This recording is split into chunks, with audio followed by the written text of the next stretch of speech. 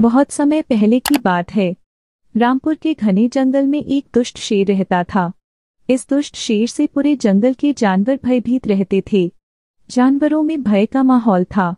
दुष्ट शेर कई जानवरों का शिकार तो करता ही था, वो दुष्ट कईयों को रोज घायल कर देता था। इस कारण जंगल के सभी छोटे और बड़े जानवर परेशान थे।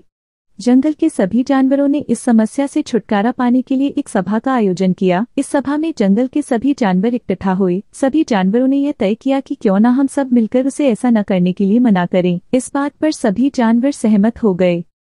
जंगल के सभी जानवर उस दुष्ट शेर के पास गए और उससे कहा कि महाराज, आपने जंगल के कई जानवरों को जख्मी कर दिया, कई छोटे छोटे जानवरों को आपने अपने पंजों से मार दिया, आपने अपनी जरूरत से ज्यादा शिकार किए। इस पर दुष्ट शेर ने गुस्से से कहा कि मैं यहाँ का राजा हूँ और तुम सब मेरी प्रजा हो। मेरा यह अधिकार है कि मैं इस जंगल में जो चाहूँ करूँ, लेकिन तुम सब इकट्ठा होकर आए हो तो तुम सबों की बात मान लेता हूँ, लेकिन तुम सबको भी मेरी एक बात माननी पड़ेगी। सभी जानवर सहमत होकर पूछे कि उन्हें क्या करना होगा, तो शेर ने उनसे कहा कि प्रतिदिन सुबह अगर तुम मेरी गुफा में मेरे भोजन का प्रबंध कर दो तो मैं शिकार के लिए कहीं नहीं जाऊंगा। जंगल के सभी जानवरों के पास दुष्ट शेर की बात मानने के अलावा कोई चारा नहीं था, इसलिए उन्होंने शेर की बात मान ली।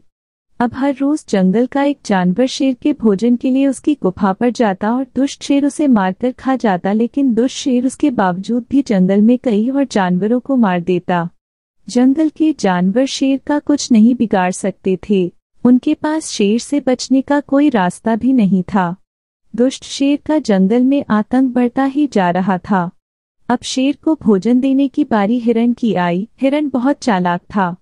उसने जंगल के जानवरों को दुष्ट शेर से मुक्ति दिलाने के लिए मन ही मन एक योजना बनाई। अगली सुबह हिरण शेर की गुफा के पास देर से पहुंचा। हिरण को देखकर शेर ने गुस्से से देर से आने का कारण पूछा तो हिरण ने शेर से कहा, आपके राज्य में एक और शेर आ गया है। रास्ते में उसने मुझे रोककर खाने का प्रयास किया। मैं किसी तरह से अपनी जान बचा कर आया हूँ।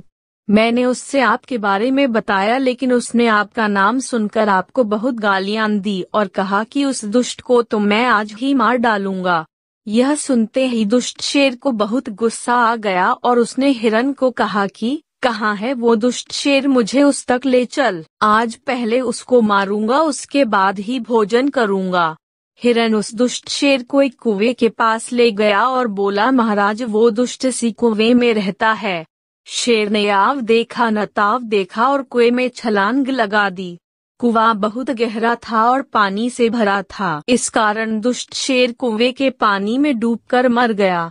और इस तरह हिरण की बुद्धिमानी से सारे जंगल के जानवरों को दुष्ट शेर के आतंक से मुक्ति मिल चुकी थी। अब जंगल के सभी जानवर खुशी खुशी आपस में मिलजुल कर रहने लगे।